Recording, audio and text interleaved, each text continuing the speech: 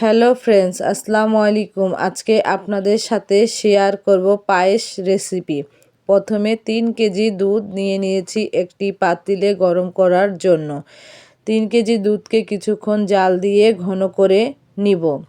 এর মধ্যে দিয়ে দিব 2 টুকরো তেজপাতা, 3-4টি সাদা ফল, 2 টুকরো দারচিনি দিয়ে ফুটিয়ে নিব। ফুটে গেলে এর মধ্যে দিয়ে দিব পোলাওয়ের চাল। আমি এখানে চিনি গুঁড়ো পোলাওয়ের চালটি নিয়েছি। চিনি গুঁড়ো চাল আপনারা যে কোনো চাল দিতে পারেন। এই যে দেখতে পাচ্ছেন আমি চালটি দিয়ে দিচ্ছি। তারপর কিছুক্ষণ আরও নেড়ে চেড়ে নিব আর ঢাকনা দিয়ে ঢেকে রাখবো 5 মিনিট যেন চালটি ফেটে যায়। চালটি ফেটে গেলে পায়েসটি খুব দ্রুত ঘন হয়ে আসে। এই যে আমার পায়েসটি ঘন হয়ে এসেছে, এর মধ্যে আমি পরিমাণ মতো চিনি দিয়ে দিয়েছি। আপনারা আপনাদের মিষ্টি অনুযায়ী চিনিটি ব্যবহার করবেন।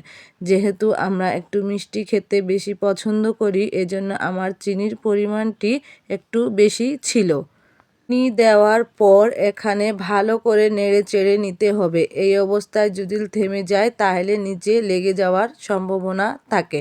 তারপর দেখতেই পাচ্ছেন আমার পায়েসটি অনেকটাই ঘন হয়ে এসেছে। এর মধ্যে এখন আমি একটু গুঁড়ো দুধ, কিশমিশ, কাঠবাদাম দিয়ে আবারও ভালো করে নেড়ে চেড়ে নিব, মিক্স করে নিচ্ছি। তারপর এর মধ্যে একটি পাত্রে গরম গরম পরিবেশন করব সবার জন্য।